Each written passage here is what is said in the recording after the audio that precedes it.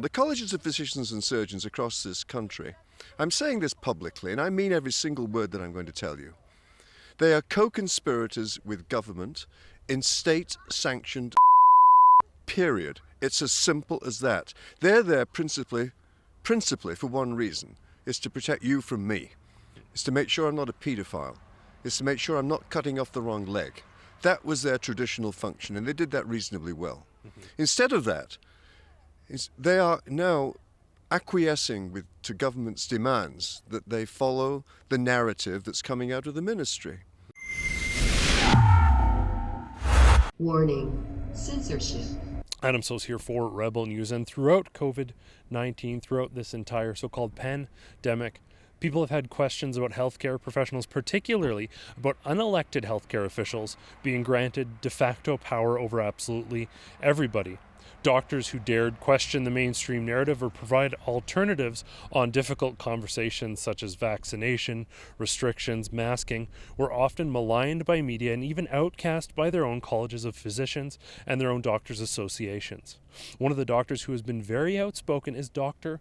Hodkinson, and we're going to join him to talk about medical silencing and to talk a little bit about the pandemic over these past 2 years.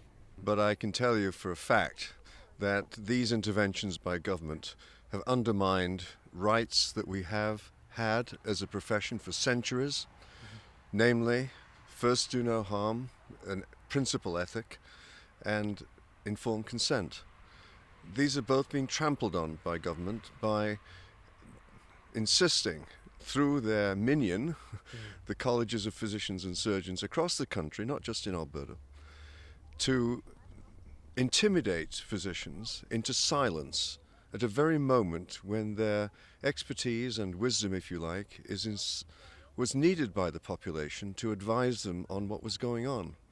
The intimidation was not so-called, it was being massive, it's pervasive, and it's serious. People, doctors, can lose their licenses, their livelihood by standing up. It's a tragedy that physicians have not made the choice of standing up and actually risking that. Of course, if the majority of physicians had done so, none of them would have lost their license because there'd be no one providing medicine in this province.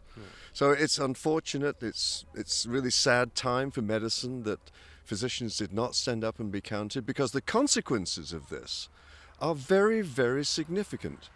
First of all, Hey guys, sorry to jump in here and cut you off. I'm sure you're enjoying that conversation. Unfortunately, the content we were discussing simply is not allowed on this platform. If you want to see the full video, you're going to have to go to rebelnews.com, or as always, you can click the link on the description below.